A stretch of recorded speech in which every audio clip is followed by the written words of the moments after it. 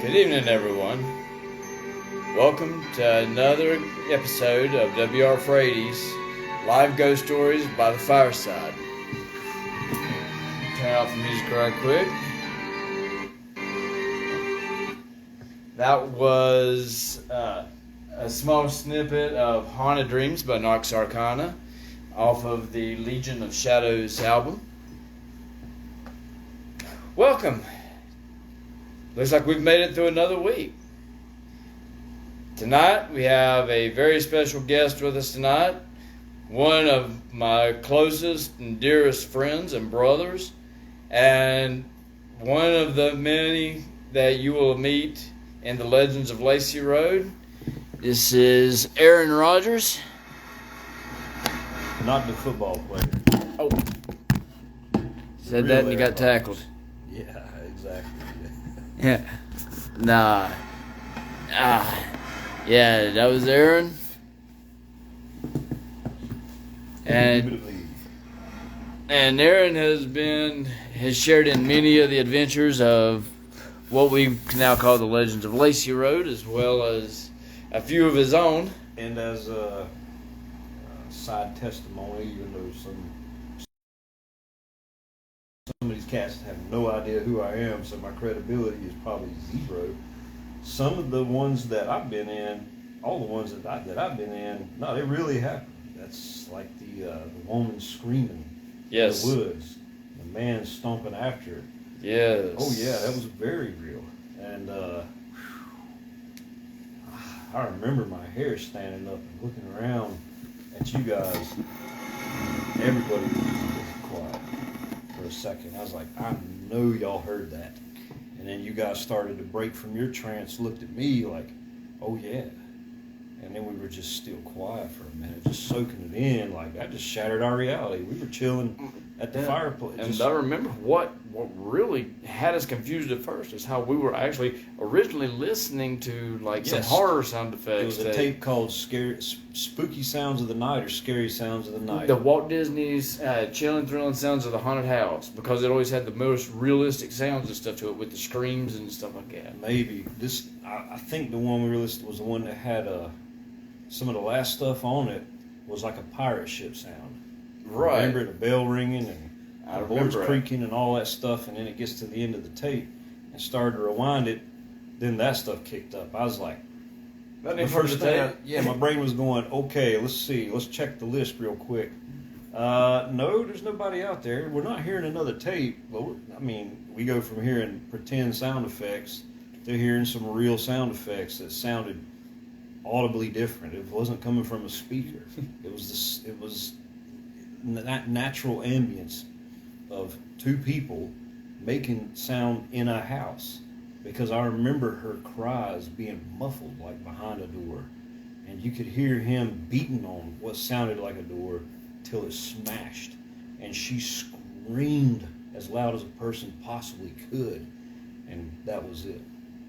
Those screams were you could still hear a little bit of the echo when she stopped across the lake. And that shit carried on into the night. And then it was dead quiet. I remember that blew my mind. I was thinking, I don't know if I want to camp out here anymore, Ray. This is nice, man, but yeah, that was some pretty wild stuff. And what's funny is after we tried to tell Mom about it, it was like she was sitting there. It's like, oh, you just heard the development on the hill. Only to find out, like a few years ago, James wrote to me and said, hey, I got a Legend of Lacy Road for you. Sent me a story. Well, I remember you showed me that email. It was like somebody telling us something we've experienced. Yeah, it was we was reading our story written and told to us by somebody else. I was like, that makes a hair stand on your end. Yeah, he had a cropped screenshot of a Google Map image. Yeah. And he circled where it sounded like it was coming from. And when I showed exactly the same spot yes, that it sounded like to me, about 50, 60 feet away maybe.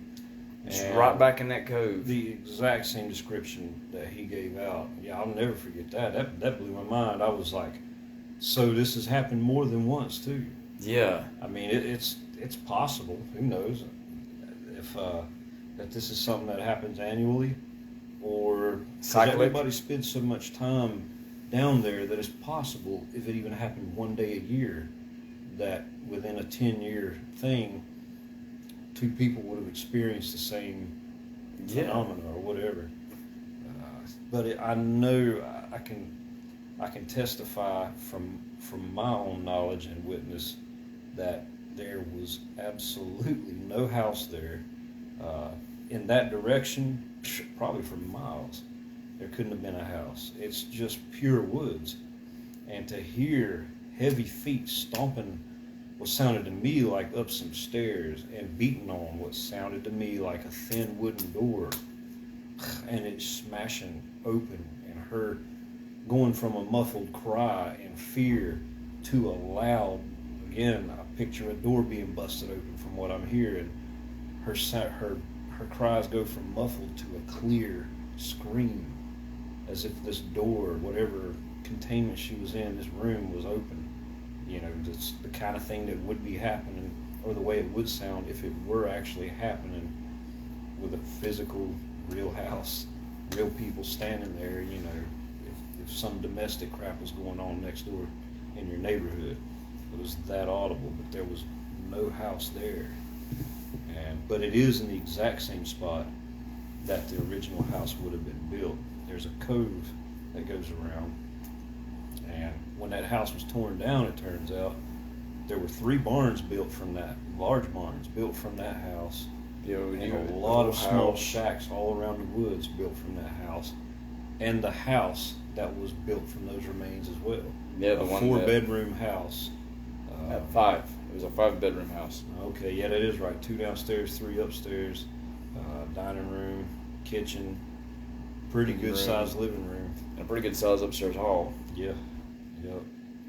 Yeah, it was a cool house, man. Just too bad it scared your underwear off. Well, it didn't scare my underwear off, nothing like that happened. But it's just too bad, man, that it had that. I don't know, it's kind of exciting too, honestly. In the moment, going downstairs to have to use the bathroom, you get to the bottom of them stairs and everybody's, either you're there by yourself or everybody's knocked out.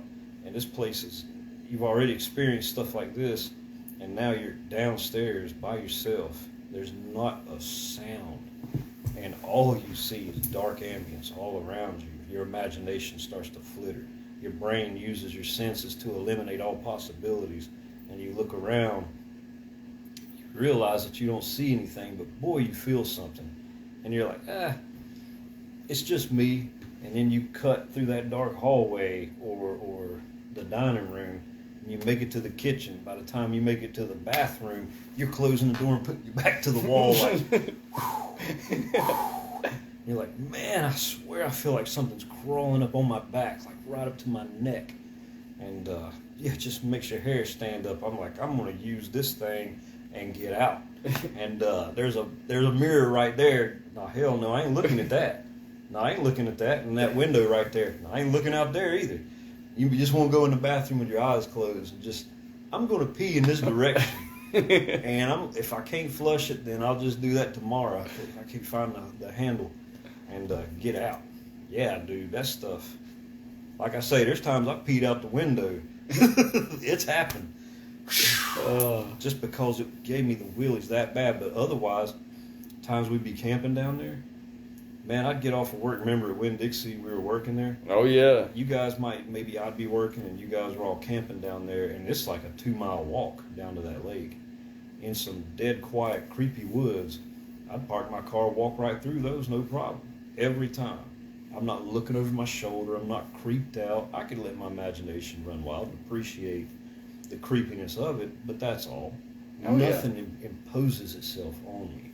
You know, I'm not removed from my serenity into a dark dread like I am in the bottom of that house. You know, it's just something about it. Even in the day, it was kind of weird feeling like Amityville Horror starts to run through your mind or something. You know, it just has that vibe. But at night, oh man, yeah, it's the real deal. Now the funny thing is one of our stories tonight actually comes from the old house that we're just now talking about, which is the house I grew up in. So, but yeah, that's gonna be some fun. But fun is good. fun is good. Yeah, I dig some fun. Absolutely. And first off, we're going to start off with a few shout-outs, which, again, this is Aaron Rogers. You'll probably see more of him throughout the live cast tonight. So stay tuned and keep watching in. Take it away, Randy. Thank you. Again, I'm back. I'd like to welcome everybody. I hope you enjoyed listening to Aaron talk about some of the experiences in the old house, and that one of the stories from earlier that I posted up from last year, he had commented on it, and he was actually one of the campers down with me in that sense, which, if I remember correctly, I actually named you in that in that story. Yeah. So, yeah. Now, tonight's episode of Legend of Lacy Road is brought to you by the EbbenStoneTower.com, which is the home for all things W.R. Frady, stories. Let me fix this. All right, stories. You can see there. You can find Darkhaven Manor, Home of the Vampire Killer, The Legends of Lacy Road, and other tales for the Fireside. You can find the Wise Oak, which is the home for Balador and the World of Aerith, and the Island of Igraine. You can find, you can stop in and check in on the Cantankerous Cauldron to see what's brewing and future projects for W.R. Frady. You could jump in and check out Wolf Moon Studios, which was the official studios for W.R. Frady, and all my other projects, as well as featured artists, musicians, and my personal artwork, commissioned artwork that I'll be commissioning out for Balador, the Vampire Killer, and them through artists that I know, and which will also to give them another place to hang their hat as far as creatively, and also other authors that I work with. Let's see. Let me get it out. The Ebbenstone Tower is due. It's under construction and due to be up and running and live late 2021. So be sure to keep in touch with the W.R. Frady Facebook page and Instagram to keep up and listen for news for when it's up and running, and definitely stay tuned. I'd like to give a shout out to my good friends from Groove Studios and their music, which has provided a wonderful inspiration for a lot of the stuff I write, as well as my good friend Chad from Moonrunner 83. If you're watching this, bro, it's good to see you. And I hope you enjoy the stories that's coming up. And I'd like to give a shout out to my good friend Kevin Carver, who will probably be on here in just a few minutes. Yeah, what's up, Kevin? Been a long time, man. He'll be on to watch and see how everything is. He's been faithful to being on about every week this year. And I deeply appreciate that. So I definitely don't mind giving a good shout out to good friends. Clintstagram Cosplay, Clint Ferguson, and many more. I mean, I'd like to give a congratulations to my friend Megan McDuffie and her Atari soundtrack release. And also would like to give a shout out to The Devil's Daughter, a Harley Quinn story. Will be at Golden Ticket Cinemas for premiere on October 30th, and then airing on YouTube, on its own YouTube channel on October 31st, just in time for Halloween. So be sure to give these and check out. If you come to watch it at the movie theater, all proceeds are going to Gracious Hands to help combat domestic violence and help the families who are victims of domestic violence to be relocated and to start their lives over. It's a great charity, a great program, and it really gives a good purpose to the story behind the Harley Quinn origin that is being presented in The Devil's Daughter. And also one other announcement. This coming Saturday, not tomorrow, but the 23rd, October 23rd, I have been invited to take part in a podcast to get on and tell more ghost stories and things. So I will be joining a podcast to talk about writing and ghost stories and stuff like that. Saturday the 23rd. The link and the name of the podcast will be to come. I'm still getting with the people that I'm going to be joining on the podcast so that we can share information. And that way I can give each and every one of you a link to where you can listen to the podcast. And if you like the podcast, they have had many of other people on there, one of which is, if you're familiar with Buffy the Vampire Slayer, in season 4, the Hush episode, they've had one of the gentlemen on there. So, and if you're familiar with that, if you're not familiar with the gentlemen of the Hush season, they're the fairy tale villains of the Hush season, of the Hush series, of the Hush episode that takes the voices of all of Sunnydale. All right. So, which that's a great episode, but they've had people like that on there, and I get to join the lists of the people that have been on there. So that's good. That's exciting news for. Yeah, that's cool. Oh yeah.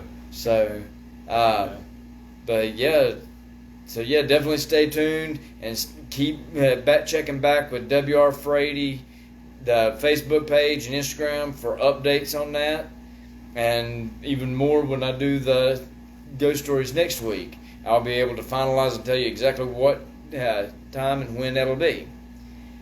All right. Well, I can keep rambling on about this stuff all the way up to bedtime, but then we won't be able to do tonight's stories, which tonight's stories is... I don't know. Some of these people's bedtime might be hours and hours from now. Well, I'm talking about for us. Oh, yeah, we got to keep it rolling, yes. Yeah, got to go to the mountains tomorrow. Absolutely. Yeah. Shoot, might have to show you how to get to Halloween Town up in the mountains. Halloween Town? Yes. There's a place, up in Ashe County where my dad used to do a lot of his hunting and things. There's all Christmas trees and stuff.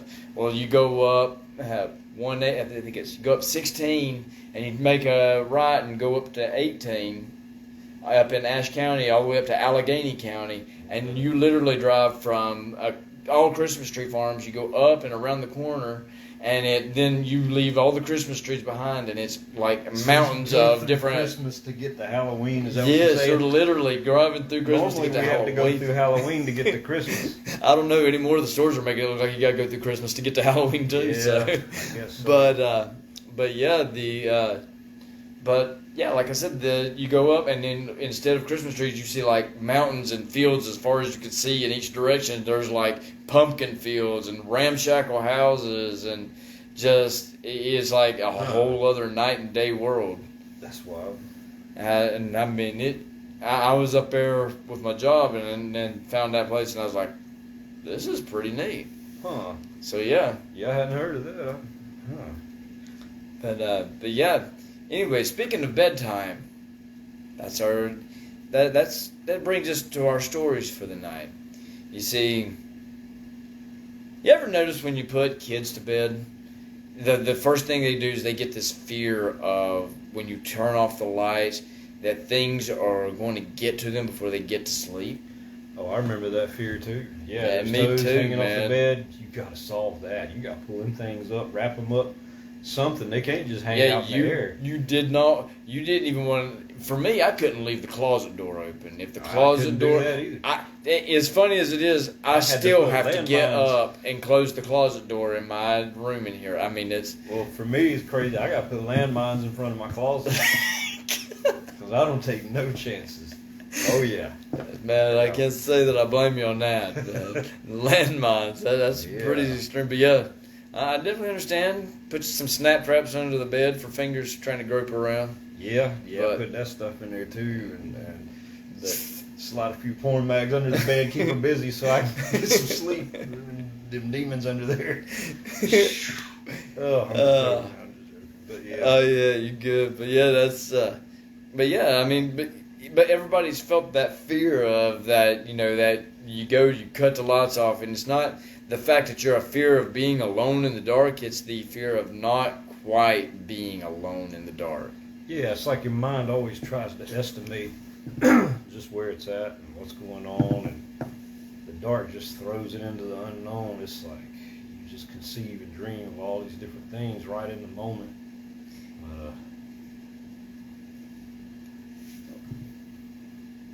What's up? Oh, I was saying there's somebody. I was trying to see it showed notifications on there, and I was checking it. But yeah, yeah, like I said, you know. Well, the first story tonight, all our stories tonight generate around bedtime. Hence the episode's name, Bedtime Frights. The first of these comes from our favorite collection of scary stories that we had growing up, which is the Scary Stories to Tell in the Dark. It's called The Voice. See, Ellen had just turned off the lights, preparing to go to bed. And she had just nestled down inside of her covers, pulling them up close and tight around her chin. And had just breathed a deep sigh of relief as she settled in for the night, when she heard a voice come from out beyond her door. Ellen, I'm at the bottom of the stairs, and I'm going to come up now. Ellen, I'm on the first step. Now I'm on the second step. And Ellen froze. She's like, well, what am I hearing? And so she didn't answer. She just kind of pulled her covers up tighter and just sat there. And she was trying to think who was awake. Her mom and dad were asleep. She knew that, looked over at the clock, everybody should have been in bed. And then as her mom was racing and she was trying to figure things out, she heard the voice, Ellen, I'm almost at the top of the stairs. I'm at the top stair, Ellen. Oh, Ellen, I'm on the landing, almost to your door. Ellen. And she pulled it. Just leave me alone, go away, leave me alone. Ellen, I'm outside your door. She pulled the thing too and just tried to pretend it wasn't there. Ellen, I'm beside your bed. And I'm here with you. She jumped up. Mom! Dad! Quick! Somebody's in here! She opened up, run in, the lights come on. Mom and Dad run in the room. There's somebody in here. There's somebody in here. They came up the stairs and they told me they was in the room while I was sitting here. My mom and Dad started racing around, looking around the room, under the beds. And no matter how much they searched, there wasn't a single thing or person to be found. You see, this is the reason kids have fears of the night. It's not always that their imagination goes wild. It's just there's things that happen that can't be explained. Sometimes things happen even when we're told we should know better. Yeah, I mean, all it takes is just one experience of something bizarre like that. Every night can be horrifying beyond that. Yeah. You know, just one thing that shatters your sense of reality, and everything's fair game at that point. I mean, within reason. Oh, yeah. I don't think the moon's going to come down, make Jupiter in my bed, and then send me to Mars. I don't know. They've made movies like that. Maybe. But, you know, irrational, I mean, truly irrational things like that. But it's kind of like when you think of a star that dies and the black hole that's formed there, and that event horizon, just that point of no escape just happens to be the exact same circumference as the star's former occupied space. Yeah. It's almost like the ghost of a star. And once you touch that ghost, all physics are just hog wild. And this is just a law-abiding, lifeless mass, you know, and that's the time space that the universe allots for it, and how it affects physics that permeate into its former yet still existence.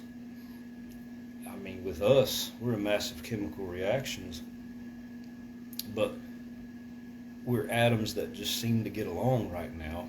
But when they just decide to stop getting along and we become dead, who knows, man, as far as the soul and things that beyond the life, those are things that you can still call plausible and possible. They're not stupid stuff like I say, Jupiter comes down and gets made in your bed and you wake up on Mars eating graham crackers. Stuff like that just doesn't make sense. Saying that, everybody can equally laugh at how ridiculous that is. But if I say I saw a ghost, only a fool goes, you know, when you say that, like, who knows? Maybe you did see something. But let's maybe you saw this. Really? Well, then maybe you saw, that's rational dealing with it. But yeah. But so all it takes is one time of something bizarre, and you're afraid of your feet dangling off the bed. You're worried about the closet door being open. And some people, all they'd have to do is see a movie or a video, and that injects enough of a sense of fear, of unknown, to react. But some people actually, like talking about out in the woods there, hear stuff, see stuff. Experience things that goes beyond this is normal. Yeah, just something where you're like, okay, there's no explanation for that other than the most unlikely. And the most unlikely isn't really the answer I was wanting to write down in memory for future reference as to one day, what was that? Oh, it was a ghost. You know, I'm trying to think of something else, but I can't. Yeah. And this is kind of on the side, but just a quick thing. When I was a kid, we had this bathtub, and there was a plug. You could tell it had a chain for the plug, you know, to stay latched to or connected with, so you wouldn't lose the plug, I guess. But it was gone. The chain was gone. That part of the drain plug that the chain would have gone through, the little tiny chain, was ripped off. So it was just a loose rubber plug. And the plug wasn't exactly 90-degree angles on the sides. It kind of concaved in at like 45-degree angles. Yeah. The plug was like this, and it kind of had that so that you could line it up on the hole easily and push it down. But because it had that angular edge, I used to put it under my thumb while I'd be sitting in the bathtub. I'd drain it, and I'd pull the plug out to drain it. But I'd still be sitting in the bathtub. You know, I'm a little kid sitting there naked, whatever. And once the water's all drained, I would flip the plug like that and watch it roll around the tub. And sometimes I could ball up, spin it hard enough, and watch it go around me. And that was just cool. But I would get out of the tub and mess with it, just bored kid stuff. But it made the specific sound of that plug rolling on that tub. That tub is, you know, suspended up in free air, the way that is built into the, you know how tubs are. Oh yeah. It's not encased and tight and solid. So it makes this acoustic sound. And I would spin that plug, and the wall that the tub was on, the other side of the wall was my pillow and my bed. And one night I was laying there, and all of a sudden I started hearing, this might have been maybe 11 o'clock, I'm just guessing, that plug rolling in the tub, that specific sound. There's nothing else that sounded like that. And clear as day, this thing is just rolling around in the tub. There's no explanation for this now. There's no way the thing's just going to start doing that. There's not a mouse rolling the plug in the tub. There's nothing going on but that. And it's consistent. It's persistent. It keeps going and going. And finally, I just started yelling my mom's name. And, my yelling mom. I wasn't yelling, Shirley! I was like, Mom! And she finally, I saw her light cut on through the cracks above and below the door. I was like, oh, thank God. And she came into my room. I was maybe 11, I guess, something like that, 10, 11. And she came in, she's like, what? And I told her, I was like, something's in the bathroom. And she was like, what's in the bathroom? And I go in there and I try to see the plug is sitting on the edge of the bathtub in the same corner where it always sits. I knew we were going to see that thing laying in the bathtub, and I was going to state my case. She was going to not believe it because it's ridiculous sounding, and think that I just left the plug when I finished my bath and let's put it where it belongs. But that thing was sitting exactly where it's supposed to go. And I told her still what had happened. She figured, can't blame her, maybe there was a mouse running around in the tub or something like that. There's no way, man. A mouse isn't going to make that sound in a bathtub, you know what I mean? But anyway, so she laid down, I laid down, all was well for about 10 or 15 minutes, and it started again. And it just had me worried. I wasn't about to holler Mom again and go through this. I was just resolved to just lay here and ignore it, try to ignore it. And eventually it stopped. And I don't remember if I fell asleep after that or not, but I'll never forget that. I know that sound, man. That was a toy for me. It was spinning that, rolling that plug in the tub, and there it was, rolling itself, man. And well, the freaky part about that was how something you found absolute joy in later was used to bring absolute terror to you, because that's what it felt like. It took something that you, whatever it was, took something you enjoyed and then started doing it and using it to torment you in a way that you were isolated in such a way that you knew your mom wasn't going to listen, and yeah, you know, I can't blame her. I can't fault her for it. No, I mean, she's talking to a 10-year-old. Yeah, who's telling her the plug is rolling itself around in the bathtub. That's not front page news. No, that's not. CBS ain't gonna come check that out, and nobody's gonna. Well, it's a 10-year-old. They want attention. They're misinterpreting what they're hearing. Well, there's a reason when Men in Black had an episode on one of the episodes on the little WB when they had the animated series, and there was a Halloween episode where a kid was right there in the midst of everything going on with all the aliens and the Men in Black battling. And this one Men in Black one of the Men in Black looked at L and was like, no, not L, but K, and was like, do you want me to erase his memory? And Tony was like, nah. And K looked at him and was like, nah, son, go tell everyone exactly what you saw. Yeah. Yeah, don't worry about it. Nobody will believe that. Exactly. Yeah, it's sad, but it's true, man. It really is like that. And again, I can't blame somebody. I mean, no. If you told me this Cheeto transformed into a Lay's potato chip classic in your hand, I don't want to not believe you, but I don't think I can believe you. Yeah, I'm with you on that. I mean, if I see it, I'm not still going to believe that I saw it for a minute, and I already know I can't go tell people something like this. Yeah. Go to work and tell my boss, man, so did you have a good weekend, Eric? Yeah, it's good, but it's a weird thing, man. This Cheeto turned into a potato chip in my head. Oh, it did it? Yeah, we need to get her in a drug test as soon as possible before this gets out of his system, because I think he might still be on it. Yeah. So, yeah, I mean, it's just that kind of world. It is. I mean, and that's a good point, because it brings us to our second story, or this second main story for the night.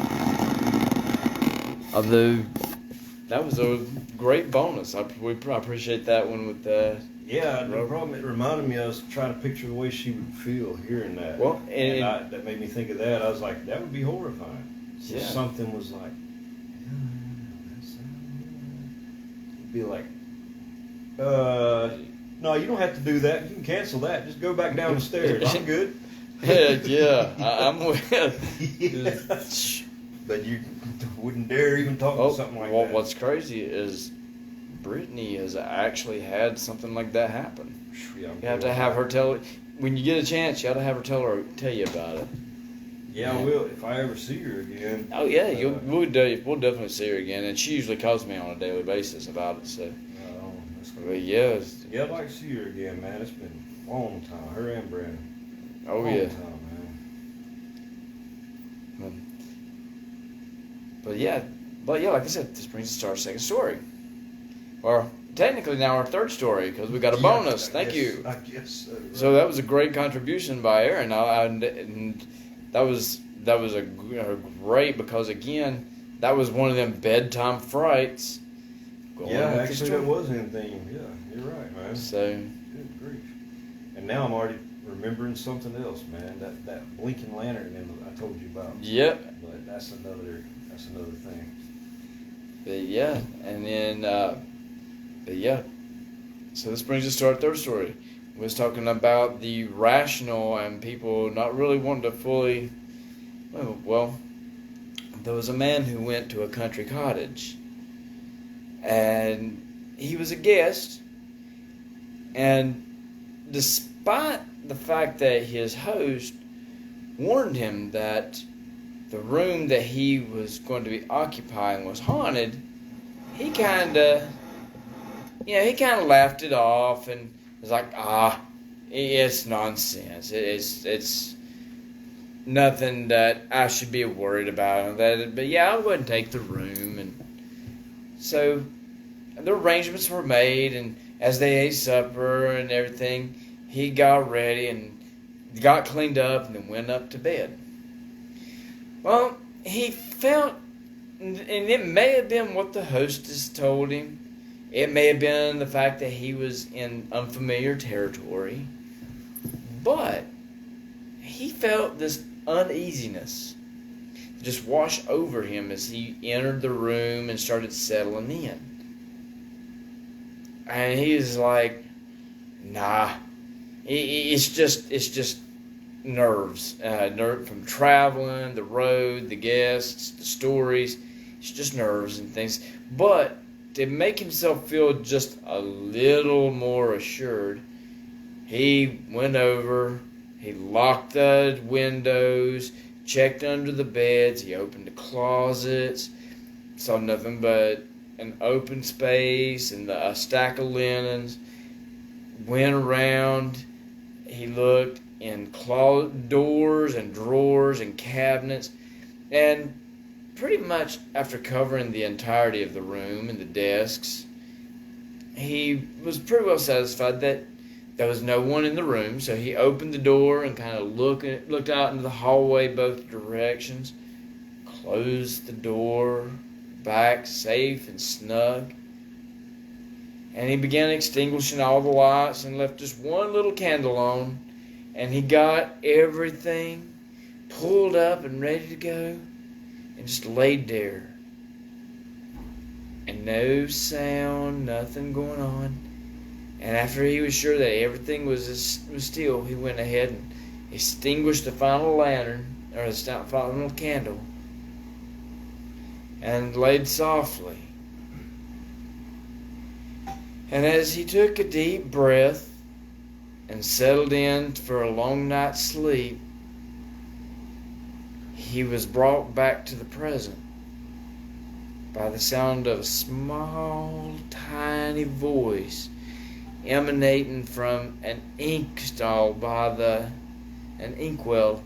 just by the bed. And the voice uttered one little sentence that kept him up the rest of the night. He said, "Now I believe we're shut in for the night." And nothing else was heard. So, again, when it comes to things that, even when you're warned against not going to something, and you have that rational ability of saying, okay, yeah, I'm not really worried about it. Even warned, he went in and then he experienced one of those things that kind of makes every night thereafter something to, am I going to experience this again? Yeah, I'm good on that. And I'd have to pass on that one. And that experience, I'd be good on that. I'm fine. I don't need that. Nah. Yeah, man. Yeah, it's a strange world. It is. There's strange physics. There is some. But that's the cool thing about stuff like that. Like when you do experience something like that, you do experience a break in the known physics. Yeah. It's something that is undeniable to your senses but makes no sense. And you can't contrive any kind of meaning from any understanding that you have yet. And some people will suggest, well, maybe you could become a doctor in astrophysics or some other type of physics, and then you would understand. I don't think so. You might go into a deeper denial. But yeah, it's interesting to see something, to hear something like that. As scary as it is in the moment, yeah, make your hair stand up and you feel, I'm not maybe vulnerable, but you feel like you're dealing with something intangible in a tangible way. Yeah. And it's just a conflict of reason, man. But that's the cool thing about it too, is in hindsight, is, man, there really is something unexplored here, something maybe it's spoken of in texts, the answers as to what they are and why they are, but it's something we don't even really need to know the answer, I guess. What would we do if we did know the answer? Yeah. But yeah, it's fun to be scared in a way. You watch a horror movie or read them scary stories, and even when you're a kid looking at those Stephen Gammell pictures. Oh man, yes. Man, it's like this dude. He does that. What do they call it? That flash photography. Spirit photography. Yeah, where a guy flashes his mind onto the film medium or whatever. Yeah. Maybe that's possible. Maybe it's not. But that's ink drawings. But it almost looks like it's possible with this guy. Like he has some bizarre nightmares and it ended up on film or something. Stephen Gammell's pictures for the scary stories are absolutely nightmare fuel for. They are nightmare fuel for the stories themselves. Oh yeah, I don't know which is worse, which complements one the other more. I mean, like I say, you was talking earlier. The first thing you see is the picture. When you turn to the story, you're like, whoa, and especially your child mind is just really breaking this down. Here's this veiny, bloody-looking picture. I mean, like I say, he could make a can of Pepsi look messed up. And here you're seeing this picture, you're analyzing it, then you look at the title, and then you look back at the picture. Like I say, you're trying to guess what the story must be off that title, and this super suggestive picture of some type of bizarre thing or occurrence or event, and then you start to read the story, and that picture that you spent that time taking in is still in your mind. You don't even really need to look at it as you read. You just feel that picture now. And that you've looked at it, now you're feeling it. When you read it, by the time it's done, it's all culminated in this one experience where you're like, my God, I bought this at a book fair in elementary school. Like, jeez, man. Whew. There's a bunch of stuff we didn't have in the 80s, but there's some cool stuff we had too. Wow. Oh yeah, absolutely. Man, that sets you up to understand like vision and expression in a way that Barney just can't do. No. Whatever's hot now, Yeah, definitely. But yeah, definitely. There's so much that was there. I mean, I remember some of them old books like Out of the Keg and Into the Flue, and that was a creepy ass story. I don't remember that. Yeah, I remember getting that one in kindergarten over, and and the drawings in it was that like a shadow figure. Yeah, creeping around. He'd come out of a bottle or something. It was there was a shadow figure. It come out of a bottle. There was like ghosts and monsters coming out of like kegs and stuff. Yeah, they were colored pictures, right? Dude, I used to at Granite Falls Elementary. I used to borrow that book all the time. I'd look for that book in a shelf. You might have been the other kid getting it sometimes. Probably. Because sometimes it wasn't there, and I was so upset about that, man. I just needed to look at those pictures again. Yeah. I couldn't even read yet. But I was wanting to see those pictures. Yeah, that book is vivid in there, man. Yeah, it was. I still remember. Just like another one, I had a ghost, a witch, and a goblin, and I used to have the book, but they also had it at the school. And when I found it at the school, I was like, "That's cool! I've got that book." I'm trying to remember. I'm sure. The ghost was about a ghost that was going to be caught, and the guy held up like a mirror to show that he had caught another ghost, but it was just the ghost seeing itself in the reflection. Oh, yeah, that's clever. and then the goblin was the tailor that was challenged to basically sit up in the graveyard where the goblin haunts and sew his suit together until the goblin pretty much got almost all the way out of the ground, and then finally he had to take off where the goblin got him. And then the witch was a story about Baba Yaga, the witch of the Slavic mythology. Yeah, I've heard of that Baba Yaga. So yeah. What? Don't I know that from John Wick? Isn't that what they called him in the first one? The Russian, like the boogeyman or something like that. I don't know. They might have. I can't remember. But yeah, Baba Yaga. Baba Yaga is. I remember that was the one where the girl was taken to Baba Yaga's hut, and she had a tree that would whip you with its limbs, would beat you with its limbs, a gate that would slam shut and would never let you go, and then a dog that would basically, if I remember correctly, it was a dog that would basically attack you if it tried to get it through.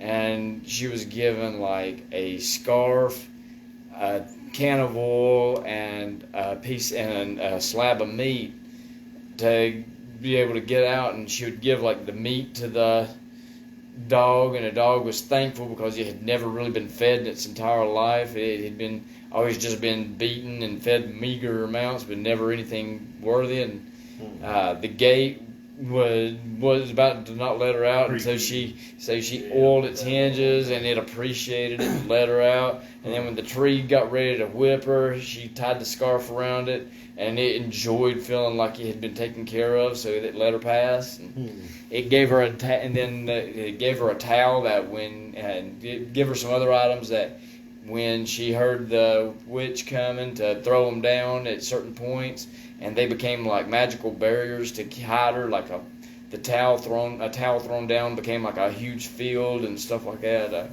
It was a pretty wicked story. I liked it. Yeah, I don't remember that. But yeah, the name of the book was A Ghost, a Witch, and a Goblin. But anyway, this brings us to our third story. Tonight technically would be our fourth story. And our fourth and final story tonight is The Legend of Lacy Road. Now, you heard the story earlier you heard the relation about how things happened in that house, the old house I grew up in on Lacy Road, which is the same house Aaron was talking about going down to the bottom of the steps and just having to take in all the darkness around you, and then trying to make your way in, and by the time you got to the bathroom, you was like... By the time you got to the bathroom, you're going to use it. Because it done scared everything out of you. Yeah. So, yeah. Well, this story takes place in that house. You see, Nathan had come over to spend the night. Oh, I remember Nate. Oh, Nate, yeah. Well, we'd sitting there. Now, at the time, and you probably remember this, I had bunk beds that had been broken down into 2 twin beds. One set by the window, one set by the door. Yeah, okay. And you'll probably remember hearing this from the Called by No One, because that's the one where the shadow darted in through the door underneath. Now, this story begins right as we were going to bed. You see, Pop had done called up the thing where me and Nathan was playing, the Super Nintendo. Oh yeah, good system. Oh yeah. But we'd been playing the Super NES and had rented some great games and were playing it. You remember what they were? One of them was Castlevania 4. Oh yeah, Super Castlevania. Yes. Yeah. I mean, a classic for William Frady is Castlevania. But yeah, one of them was Castlevania, and then the other one was... it wasn't UN Squadron. I had UN Squadron. Mm-hmm. It was... that was good. It actually might have been Gradius 3 that we had rented. God, that was hard. That one was a tough game. But anyway, we had been playing the game that night, and Pop had finally called up to us. You know, I'm for bed, boy. Talking about the broom handle on the floor down below. That too. Boom, boom, boom. Yeah. Yeah. Yeah, you can't miss bed, that. That got your attention. Sometimes it gave you a heart attack if you wouldn't pick that. If you was in a time warp headed to the 13th century, that would bring you back. Got it. Boom, boom. Yeah, I remember that. But yeah, we were sitting there. We were sitting there. We got that knock, and Nathan went over. He got in the bed over there by the door. I was in the one that I normally slept in by the window, and you know, yeah, it started off being a normal night. And me and Nathan were sitting there. The lights had turned off. Ethereal glow of night had just come into the room. Your eyes had adjusted, and everything had that kind of a light, that bluish highlight that you get at night. Yeah, all the purple, the blues, and the grays. Yeah, that real subdued monochrome of night, of twilight that just flooded the area. And we were sitting there and we were talking, and I could see Nathan in the thing, me and him talking back and forth. And about that time, we were talking about some of the games. About that time, Nathan's like, dude, man, something's scratching my foot. And I was like, what? He's like, something's scratching at my foot. I was like, oh, that's weird. It's just move your foot. So he'd move it. And we'd get back to talking, and just a couple minutes later, man, something's scratching at my foot again. And I was like, okay. I'm like, well, he's like, I'm moving it again. And it's like, man, but I'm telling you, there's something messing with my foot. It's just scratching at it. I can picture how Nate would have said it. Yeah. Like, just knowing Nate. Yeah. Wow. And he was like, so he did that, and then he was like, a couple of minutes later, I mean, we're talking just a couple minutes later, man, it's something scratching at my foot again. And I was like, well, kick at it. And he's like, nah, I ain't gonna kick at it. And he kept going. He's like, so we couldn't see anything? No, we couldn't see anything. I mean, he was there in his bed. He was there in his bed, and I could see him. But he just kept feeling like something was messing with his foot. So his foot would have been about the door. Right where the door was. Okay. So, yeah, I know right there it did get kind of dark. Knowing where your bed is at. Knowing where your bed was at that time, like I could picture just from all the years being up in there. I can kind of picture it would be pretty dark right there in that one spot because I think the center of those two windows behind you. Yeah. There would have been any light coming straight up through there. Yeah, not enough ambient light to. Yeah. But yeah, he was like, yeah, there's something scratching my foot. I was like, well, kick at it. And he's like, man, I ain't kicking at it. Yeah, smart. He's like, yeah, this is where he's like, I ain't kicking at it. You know, Nathan now he says. Yeah, the first thing I pictured is maybe a snake or something. Yeah, well, here's the thing. He finally kept on. He's like, oh, man, every time he'd move his foot, something kept. He said it was like a finger scratching at his foot. Huh. And I was like, dude, just kick at it. Maybe it'll stop. I didn't know, but whatever it is, let him know you ain't gonna you ain't gonna mean business. And he goes, no, you get over here and you kick at it. And I was like, and being me, I was like, okay, you know, I'll do it. We'll switch beds. I'll go over there. And Nathan went and he laid in my bed, and I went and laid down. Now I could see Nathan through the lights and the light coming through the window. So he was there in the bed talking to me. And we got to talking, and a few minutes later, sure enough, there was something started scratching at my foot like a finger. And I was like, dude, you're right. There's something messing with my foot. He's like, see? I told you something was over there messing with my foot. And I was like, so I moved it. And I was like, okay, I'm moving it to see what happens. Y'all didn't have a dog inside or nothing? Probably didn't allow dogs in the house. I didn't ever see that. But yeah. No animals in the house. But yeah, it started scratching at my foot, and I kept doing that, and I was like, all right. And I looked at him and was like, all right, this is going to do it one more time, and I'm going to kick at it. Well, I moved my foot, and I was sitting there, and I was talking to Nathan, and I remember I could see Nathan in this thing, so I know it wasn't him. Right, that's a good point, too, coming over and messing with your foot. Yeah. Yeah, I'd be trying to figure that out, too, in a moment. So, yeah, so I could see Nathan. Was Nathan a little jokester? Not crazy jokester, but he could play some crazy stuff, but not to that level. Yeah, no, I don't think he would do that. Like by then, he would already be done joking. Yeah, that's what I picture anyway. But yeah, what happened is I was sitting there talking to him, and he was sitting there, and I felt it scratching at my foot again. And I was like, all right, that's it. I'm kicking at it. And I moved, it started scratching, and I kicked at it. Well, it quit for a split second. Did you feel like when you pushed? There was nothing there. Oh, okay. When I kicked at it, there was nothing there, but... So you didn't push against anything? Exactly. Huh.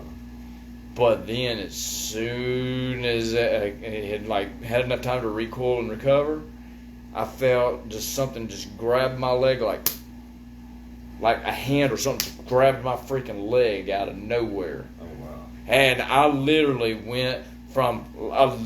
I don't remember this particular I don't remember how I went from it, but I went from a laying position to up in the air saying, move the fuck over. And so... Flipped from one bed to the next. Pretty much, I went aerial real quick. As soon as something grabbed my leg. Bugs Bunny stuff there. I mean, that was like... Yeah, it's... yeah, again, you can do some crazy stuff when... But yeah. It's being ripped apart. Yeah. But yeah, something grabbed my arm, grabbed my leg, and I mean, it grabbed with a grip that was just... I could feel it grab. And I literally went at it, and I was like, "That's whoa!" It seemed like I remember you telling me that a long time ago. Like by now, we're talking years, 20, 30, maybe 30 years, possibly. So about 16 or 17. Yep. Oh, jeez, man, that's crazy. But yeah, it's and see. You was talking about Crystal's husband when they lived in that room. One night he woke up. He was laying down face forward. You talking about Tom? Yeah. He was laying face down on the bed. Your room? in what at that time now was my room. During the time of this story, it was supposed to be Crystal's. Yeah, one time it was Crystal and them's room, and he woke up in the middle of the night with a scratching pain in the middle of his back, and something had taken its nails and dug an R into his back. And there's reasons Tom didn't. I remember hearing about that. Yeah. But yeah, and then that's also the same room with the hand that went across the window. So. Yeah, I remember hearing some sounds. That time your parents moved out of there, and you remember when me and my girlfriend at the time, and Chris and Christine, were living there. So it was us two couples.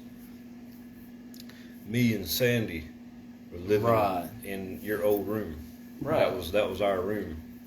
And so we had like the box spring on the floor and the mattress on top of that. And we didn't have it on any type of frame or anything. Just didn't need it. Didn't really care about that. But there was one night. There were two different times. There was one time that something. You remember that sound of Gene slamming? Yes. The broomstick. Yeah, from downstairs below up into the.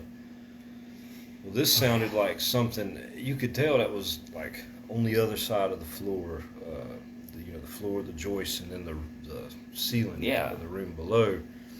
This sounded like it was on the floor where the room was, where the box spring was laying. But something dragged along the floor right between me and Sandy. It sounded like it was dead between us. We were both laying there beside each other. And I looked over at her. I didn't say anything. And she looked over at me. And we just listened to this thing go across the floor between us under the box spring. And naturally, my thought was, well, Chris is down there playing a joke. Maybe he's dragging a broom or something across the ceiling down below. But when it got to the corner, it went up the wall behind us. It was the same dragging sound.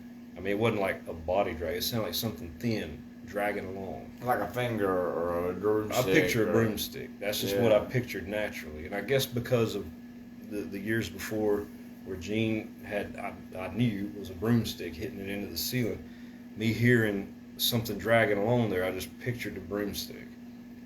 But like I say, then where we lay, it goes up between us. It sounded like it was between us, and then up the wall. And at some point it stopped. I don't know if it was at the top or what, but it just stopped. And I was like, well, can't be a mouse. I mean, if that's the case, mice would be a much bigger problem. You imagine 10 mice in that wall? Yeah. Golly, dude, I'd be like, it's an earthquake. But, and then there was another time that it was dragging along in the wall. But that was even a shorter amount of time than that. That was the kind of thing where you're not even sure what to think about it. Like, it's just nothing too outstanding about it. But then the times you remember me and you and Chris and Christine, that first time when we moved up in there, David bounced, and we were still living there. I had that one room, you had the other, and Chris and Christine were in the living room. They kept that pretty much as their room until we got stuff sorted out. And I think really that they just didn't want to live upstairs because it was so friggin' creepy. But remember, we would hear those closet doors open up. Yep. And those doors would be open upstairs, and you can't open those things. The wind ain't gonna open that stuff. Oh hell no. Those doors are like this thin, that tall, and they're about that far into the floor. Remember, the floor had like groove marks. If you wanted to open that, you had to actually had to lift slightly. You would have had to. Yeah, I mean, if you just pushed it, it took an extreme force of will to get that thing open. You'd be sitting open. Remember, I'd be like, "Will you stop it? We're trying to sleep down here." And that thing's probably like, "Oh, glory." But yeah, man, that place was definitely the real deal. There was one time I went back there after it was condemned, and I can't remember why. my van was still sitting in front of it. And I think I went to go back, get some stuff out of the van, something. But I remember going back up on the porch and just looking inside the house, the windows down along the, about this big down on either side of the door.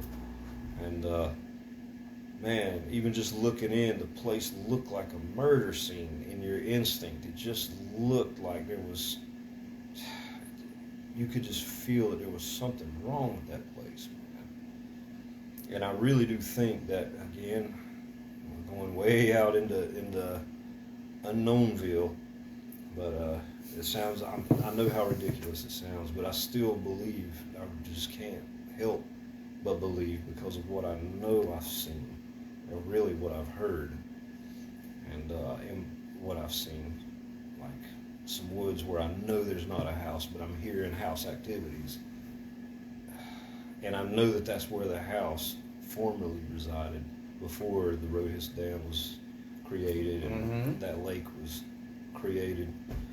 But to hear what was obviously a man attacking a woman and her scream of terror and dead silence after that makes me think murder.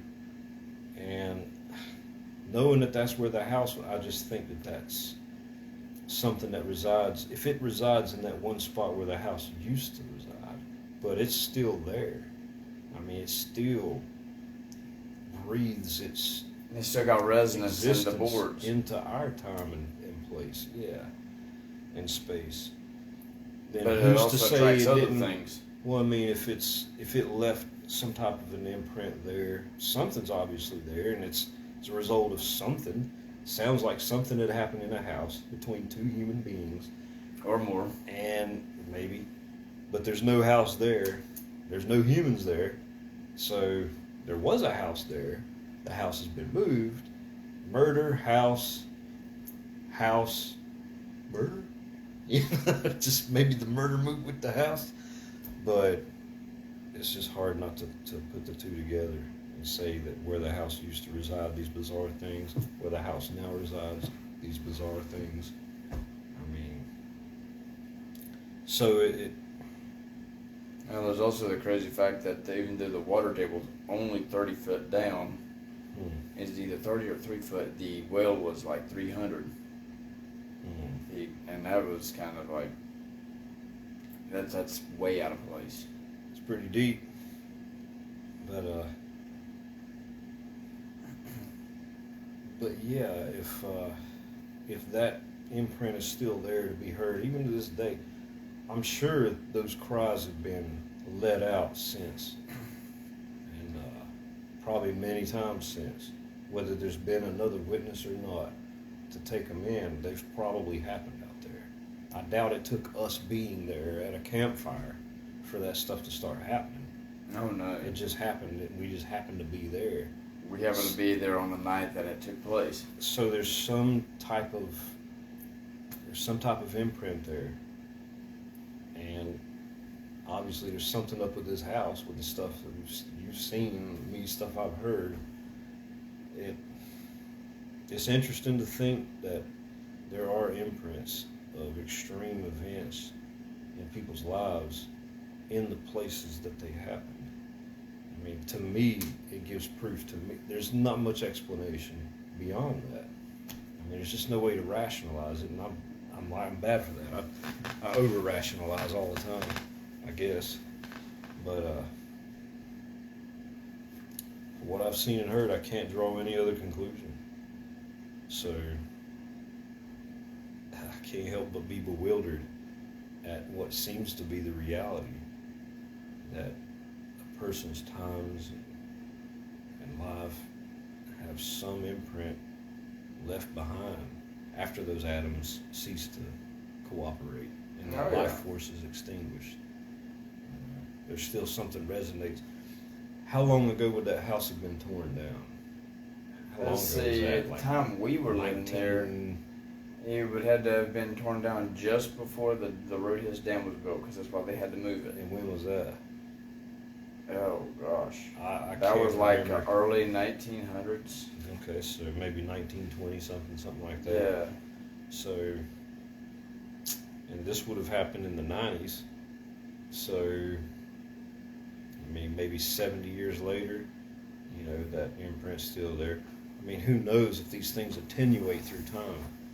Oh, yeah. But, and the thing about it is that house was old when the Moors bought it.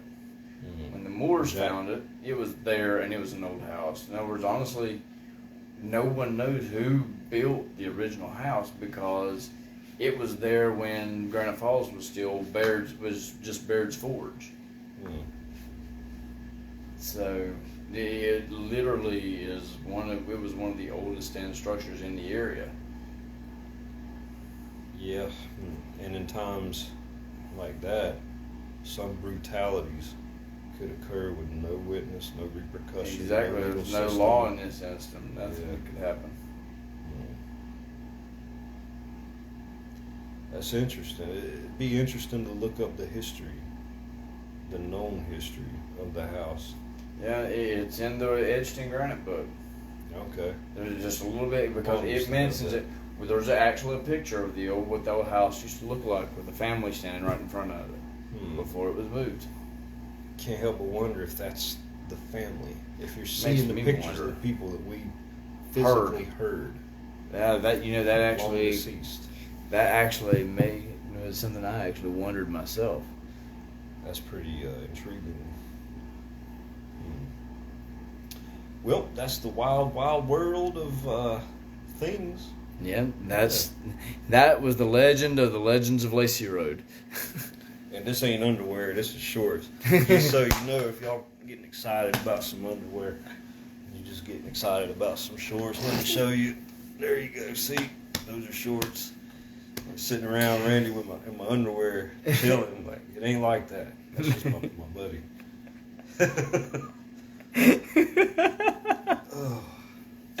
Oh. All right, let's flip this thing back around here.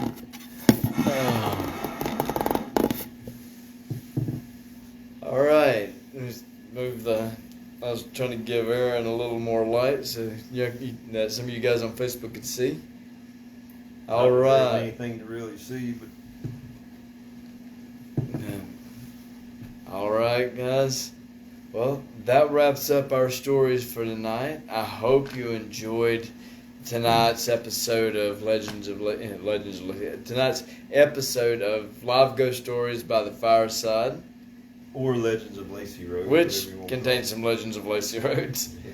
and other places, and even a legend of the Legends of Lacy Road. Shout out to the Super Nintendo. Yes, a shout out to the Super Nintendo. Yeah, good job, Nintendo. Y'all were killing it then. Absolutely. And again, like I said, W.R. Frady's, the EbbenStoneTower.com, coming late 2021. It's the home of all things W.R. Frady, from the Vampire Killer to Balador and the World of Aerith to the Cantankerous Cauldron, Legends of Lacy Road, and Wolf Moon Studios, and much, much more.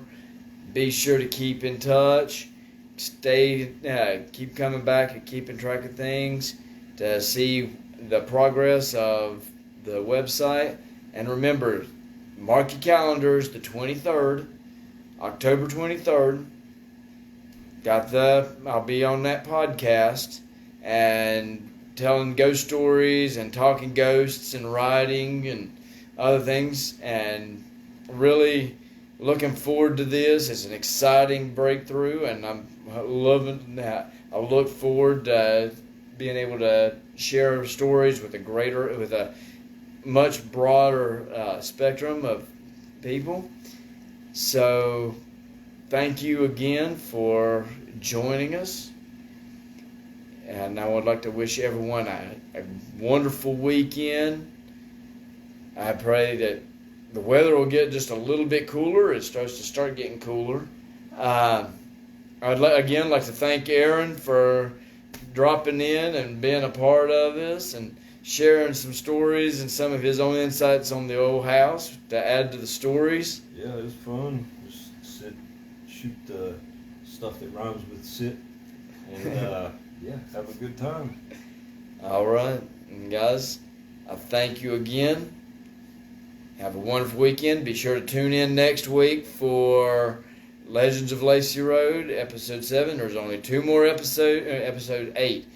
There's only 2 more episodes left before the finale for this year. So let's make the best of them. Thank you again for joining. You have a wonderful weekend. Peace out. God bless. Take care.